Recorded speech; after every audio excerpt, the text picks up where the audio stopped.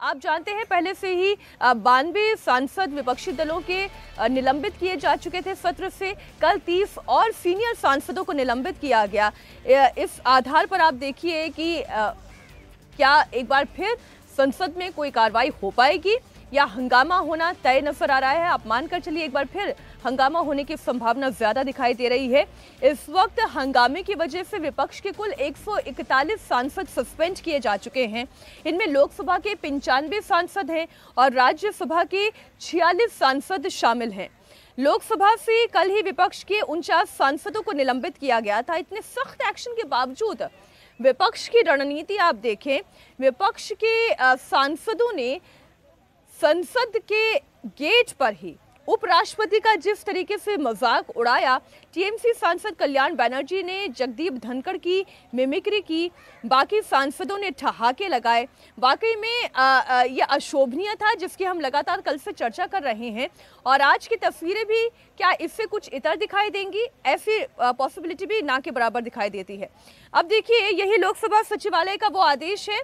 आपको एक बार आदेश की कॉपी दिखाते हैं, जिसमें निलंबित सांसदों के संसद की लॉबी, गैलरी और चैम्बर में एंट्री पर रोक लगा दी गई है। यानी कि ये निलंबित सांसद 141 सांसद ना संसद के लॉबी में जा सकते हैं, ना गैलरी में जा सकते हैं, ना ही चैम्बर में उनकी एंट्री है। ये आदेश जारी कर दिया गया है। वे इन जगहों पर नहीं जा पाएंगे। सस्पेंशन के दौरान सांसद ना तो संसदीय कमेटियों की किसी बैठक में भाग ले पाएंगे और ना ही कमेटियों के चुनाव के लिए भी कोई वोट दे पाएंगे। ये ऑर्डर जारी कर दिया गया है, जिसकी कॉपी इस वक्त आपके सामने है। सांसदों के निलंबन पर संसद के अंदर और बाहर दोनों तरफ घमासान मचा हुआ है।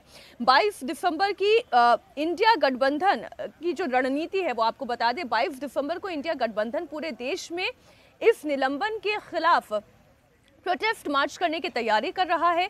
यानी इंडिया अलायंस एक बार फिर से सरकार को अलोकतांत्रिक घोषित करने की कोशिश करेगा। इसके खिलाफ एक पूरी रणनीति तैयार की गई है विपक्ष के सांसदों के द्वारा, विपक्षी दलों के द्वारा। और इंडिया अलायंस की कल जो मीटिंग हुई है, उसमें इस बात की भी रूपरेखा तय की गई कि 22 दिसंबर को पूरे देश में देशव्यापी माहौल तैयार किया जाएगा, प्रोटेस्ट किया जाएगा। ये ऐलान कांग्रेस अध्यक्ष मल्लिकार्जुन खड़गे ने कल दिल्ली में इंडिया गठबंधन की बैठक के बाद लिया है।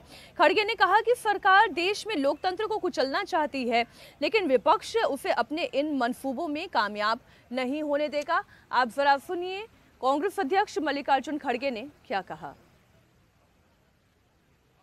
जो उनकी मंशा है कि डेमोक्रेसी को खत्म करना, अगर नहीं गए तो क्या होने वाला को कौन पूछने वाला है। और यहां तक कि 151 लोगों को सस्पेंड करके बाहर जो निकाले, ये पहला इंसिडेंट है कि देश में इतने लोगों को आज तक किसी ने सस्पेंड नहीं किया था। ये सरकार ने प्रोत्साहन देकर सस्पेंड करने के लिए लगाए।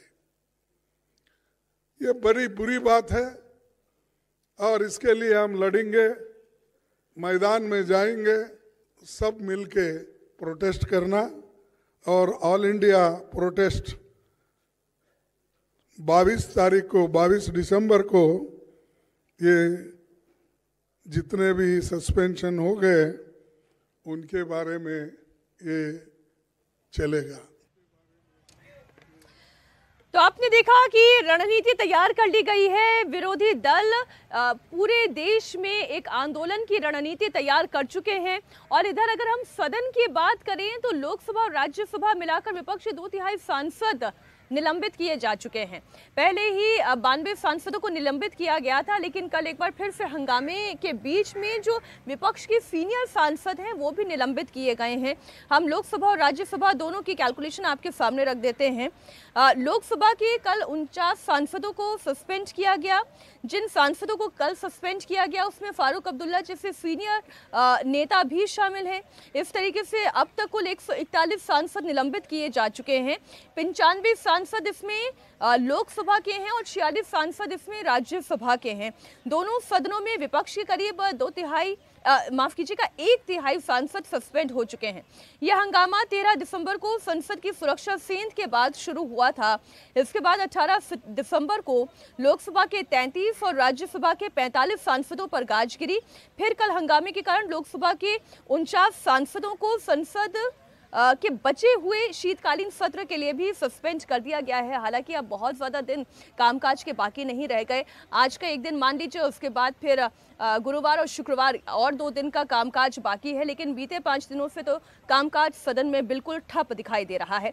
अब लोकसभा और राज्यसभा में विपक्ष के गिने चुने सांसद ही बाकी हैं और ये भी तय मानिए कि वो भी प्रोटेस्ट करेंगे। जितने विपक्षी दलों के फ्लोर लीडर्स हैं वो पहले ही निलंबित किए जा चुके हैं। सीनियर लीडर्स हैं वो भी निलंबित किए जा चुके हैं। रामगोपाल यादव को आपने कल सुना था, उन्होंने कहा कि ना मैंने कोई अशोभनीय व्यवहार किया, ना मैंने कोई हुटिंग की, ना मैं कोई प्लेकार्ड लेकर आया, मैंने ऐसा कोई भी कदम नहीं उठाया, लेकिन इसके बावजूद मुझे क्यों निलंबित किया गया, ये सरकार ऑटोक्रेटिक है। इस तरीके के बयान आप लगातार सुनते रहेंगे।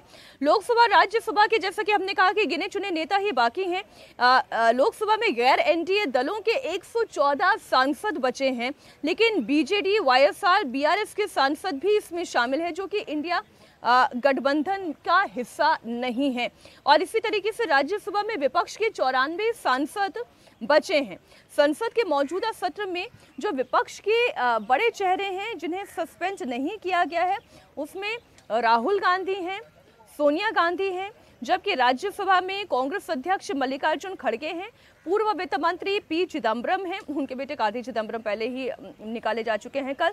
दिग्विजय सिंह जैसे सीनियर नेता भी शामिल हैं जो अभी भी संसद के अंदर मौजूद रहेंगे। अब वो कितना यहाँ विरोध प्रदर्शन करते हैं या अपनी आवाज़ उठाते हैं, ये आज देखने वाली बात होगी। इंडिया अलायंस की बैठक की अब चर्चा कर लेते हैं। कल इंडिया अलायंस की बैठक हुई और इस बैठक का मुख्य एजेंडा था सीट शेयरिंग का। लेकिन आपको जानकर ये बड़ी हैरानी होगी कि इतनी देर के मंथन के बाद अभी भी सीट शेयरिंग को लेकर कोई फॉर्मूला तय नहीं हो पाया है। कमेटी पर कमेटी का गठन किया जा रहा है, लेकिन सीट शेयरिंग कैसे होगी इस पर कोई रणनीति नहीं बन पाई, बल्कि अनबन की खबर जरूर निकलकर सामने आई। और अनबन की वजह यह है कि उत्तर प्रदेश में जो सीटों का बंटवारा, 80 लोकसभा सीटें उत्तर प्रदेश की, और उसमें जो सीटों का बंटवारा होना है उसमें कांग्रेस पार्टी ये चाहती है कि इंडिया अलायंस में समाजवादी पार्टी ही नहीं बल्कि बहुजन समाज पार्टी को भी अब हिस्सेदारी दी जाए, उन्हें भी इस इंडिया अलायंस का एक साथी बनाया जाए। लेकिन इस पर अखिलेश यादव को सख्त आपत्ति है, रामगोपाल यादव को सख्त आपत्ति है, और ये आपत्ति इस हद तक है कि वो कह रहे हैं कि अगर आपने बीएसपी को इस अलायंस का हिस्सा बनाया तो वो इस अलायंस से बाहर जा सकते हैं।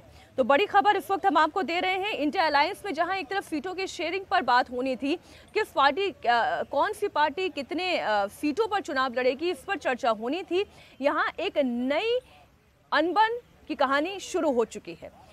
समाजवादी पार्टी, जैसे कि हमने बताया कि रामगोपाल यादव ने बैठक में कहा कि बीएसपी को गठबंधन में अगर शामिल किया जाता है तो समाजवादी पार्टी इस गठबंधन से बाहर हो जाएगी। कांग्रेस पार्टी, मायावती की पार्टी बीएसपी को गठबंधन में लाना चाहती है, मल्लिकार्जुन खड़गे ने कहा। इसका अखिलेश यादव ने बैठक के दौरान विरोध किया।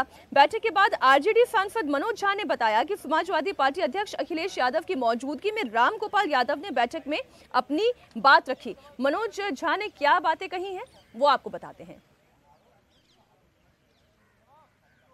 उन्होंने अपनी बात रखी, रामगोपाल जी ने कहा था, उन्होंने अपनी बात रखी। अब ये सारी चीजें कमेटी के अंदर हैं, नेताओं के बीच में हैं कि लोगों का इंक्लिनेशन देखें, पॉलिटिकल पार्टीज का इंक्लिनेशन देखें, फिर उस पर फैसला करें।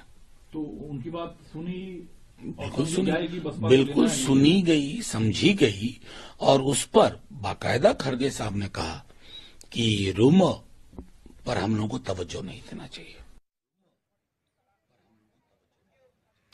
आप दरअसल जानते हैं कि जो उत्तर प्रदेश में सामाजिक समीकरण है, और ये वोट के समीकरण के लिहाज से आप देखें, बहुजन समाज पार्टी का जो कोर वोट बैंक है वो दलित वोट बैंक है, और उस दलित वोट बैंक के साथ जो मुस्लिम वोट बैंक है, अगर उसका कॉम्बिनेशन बनता है तो ये मायावती की ताकत को बढ़ाता है। लेकिन यही इसमें अगर आप समाजवादी के वोट बैंक को देखेंगे तो अखिलेश यादव का वोट बैंक भी कुछ उसी तरीके का है। इसमें आपका ओबीसी वोट बैंक, मुस्लिम वोट बैंक, वो अखिलेश यादव की स्ट्रेंथ है। इसलिए अखिलेश यादव ये नहीं चाहते हैं कि बहुजन समाज पार्टी को इंडिया अलायंस का एक हिस्सा बनाया जाए। इसके कुछ और कारण आपको बता दें। 2019 के बाद बीएसपी के साथ वो दूरी बना रहे हैं। मुस्लिम वोटर्स ने समाजवादी पार्टी के साथ क्या दूरी बना ली है क्योंकि उसमें मायावती शामिल हो गई, ये थोड़ा देखने वाली बात है। बीएसपी के साथ मुस्लिम वोट को शेयर करके वो 2019 वाली गलती को नहीं दोहराना चाहते हैं। बीएसपी को इंडिया अलायंस में लेने को लेकर सियासी घमासान कुछ इस तरीके का मचा हुआ है कि आप देखें